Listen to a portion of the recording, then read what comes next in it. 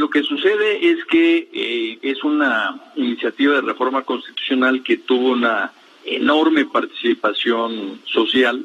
Tú recordarás que desde el año pasado íbamos a estos foros educativos a todos los estados de la República. Ahí recogimos la opinión de las maestras, los maestros de México, los padres de familia, los expertos, la sociedad civil. Con eso se hizo la iniciativa que presentó el señor presidente Andrés Manuel López Obrador el 12 de diciembre. Y estamos a 25 de abril y esa iniciativa del 12 de diciembre se aprueba apenas ahora. ¿Qué quiere decir esto? Que hubo una enorme participación posterior también, porque se optó por parte del Congreso y de la Cámara de Diputados de hacer un parlamento abierto. Esto quiere decir que antes de aprobar la iniciativa la abrieron a todo aquel interesado y escucharon a muchísima gente, organizaciones y grupos. Entonces yo me atrevo a decirte, José, que estamos viendo en la forma un cambio muy importante. La iniciativa no salió de una oficina gubernamental hacia el Congreso, sino que se logró socializar de tal forma que hubo una gran participación y entonces es una iniciativa muy democrática. En mi punto de vista, la más democrática que ha habido en la historia en materia educativa. ¿Dirías tú que es la mejor reforma educativa posible? Yo creo que tenemos, en primer lugar, un acuerdo educativo, un acuerdo porque han participado los interesados en el país, y sí, yo tengo mucha esperanza y convicción de que tendremos los elementos jurídicos para hacer muy buen trabajo ya en el salón de clases. ¿Por qué, Pepe? Primero porque está focalizada en las niñas, los niños, los adolescentes y los jóvenes.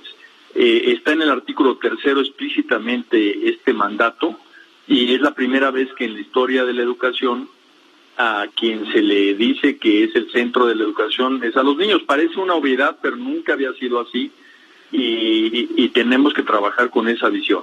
Segundo, porque vamos a tener mejores maestras y maestros por un sistema nuevo, un derecho que nace, el derecho de las maestras y los maestros a recibir capacitación, formación y actualización gratuita. Y tercero, porque la educación en México no se va a impartir, digamos que homogénea, sino que además de una visión nacional que todos compartiremos, también habrá contenidos locales y regionales, Pepe. Se ha criticado, se ha comentado, secretario, que se legisló para favorecer las demandas de la Coordinadora Nacional de Trabajadores de la Educación en el término de las plazas a distribuir.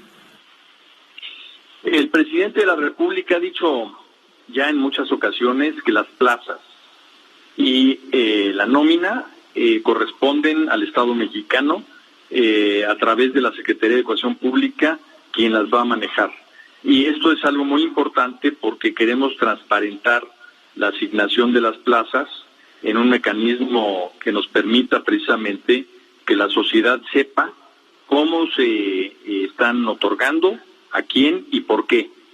Ya se empezó con esto. De hecho, tú has seguramente informado de la decisión de la Secretaría de la Función Pública de hacer pública la nómina burocrática, y dentro de esa nómina están los maestros que paga el gobierno federal, en donde pues aparece su salario, aparece el nombre de cada persona y en dónde está trabajando. Entonces, pues va a ser muy difícil, Pepe, que alguien con esta transparencia pues pueda ser un aviador o salirse con cualquier tipo de truco para tener una plaza sin trabajarla.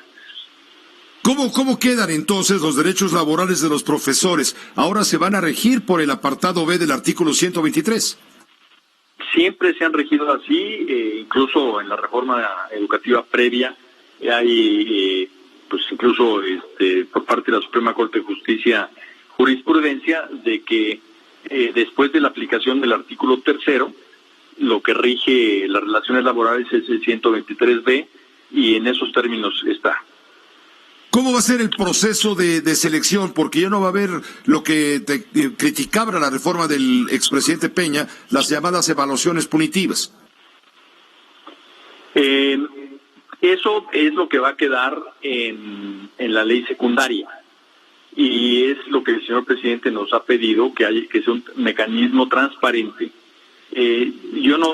Sería bueno que gente como tú hiciera algún reportaje entrevistando directamente a maestras y maestros de México, y te vas a encontrar con que eso que hablan de la venta de plazas, de que para hacer promociones de cualquier tipo, de cambiarse de una escuela a otra, cualquier trámite administrativo importante para el maestro o la maestra, siempre se les está pidiendo algún tipo de recurso o de favor, cosas muy desagradables que pasan el día de hoy. O sea, eso no ha desaparecido y tiene que desaparecer porque, como dijo el presidente, hay corrupción arriba y hay corrupción abajo, y en los dos lados tiene que desaparecer. Y en esto no es solamente un asunto sindical. Las autoridades educativas, tanto estatales como también federales, José, están involucrados. Entonces, por eso tenemos que hacer un mecanismo diferente, nuevo, transparente, en favor del magisterio. Se va a elevar, se va a eliminar, pues, por primera vez un órgano autónomo. Me refiero al Instituto Nacional de la Evaluación Educativa. ¿Cómo entonces se va a evaluar el trabajo de los profesores? Fíjate que el énfasis que se daba anteriormente, y bueno, todavía no rige esa ley, todavía nos estamos rigiendo por la Constitución y las leyes secundarias de la reforma previa. El énfasis es en la evaluación. Los maestros le llamaban punitiva porque estaba ligada a su permanencia en el empleo. Nosotros estamos manejando que el énfasis debe de ser en la capacitación, que para tener mejores maestros necesitas que permanentemente se estén actualizando en sus conocimientos. Entonces, este nuevo derecho que nace de un sistema nacional gratuito para la actualización, formación y capacitación magisterial nos va a permitir tener mejores maestros, y va a haber evaluaciones, sí, pero en el sentido de diagnóstico. Vamos a ver qué es lo que requieren los maestros para mejorar, y no va a estar ligado en lo absoluto con lo laboral, sino que es exclusivamente para saber dónde fortalecer las áreas de oportunidad que presenten. ¿Cuándo esperan las autoridades educativas del país que dé frutos esta reforma? ¿Cuándo esperan que estados como Guerrero, Oaxaca, Michoacán, Chiapas, donde hay magisterio disidente muy beligerante, pues van a poder salir del rezago histórico que los niños y los jóvenes vienen cargando como un estigma? Sí, José, ese es el punto medular. Trabajar mucho en las zonas más marginadas del país. Es por eso que la educación considera ese enfoque pluricultural, multilingüe, y una inversión mayor en las zonas de menores ingresos. Hace 10 días más o menos, por ejemplo, inauguramos en Puebla una escuela que tiene todos los servicios en una zona muy pobre. Tiene cocina, comedor, canchas deportivas, etcétera, juntando escuelas que estaban dispersas, alrededor de 15 escuelas que estaban dispersas.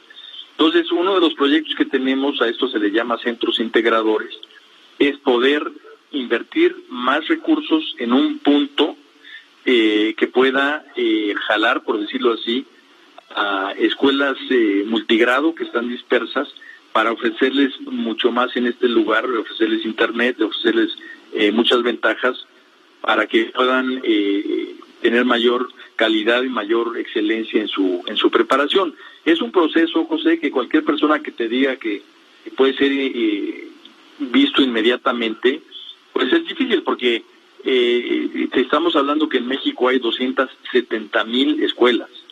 Entonces, el cambio es algo que requiere muchos recursos, pero sí te puedo asegurar que el rumbo de la educación va a empezar a cambiar muy pronto, que el ánimo escolar también va a cambiar mucho, que los maestros van a tener una actitud distinta, porque estamos precisamente en una pedagogía nueva que nos va a llevar a mejores resultados.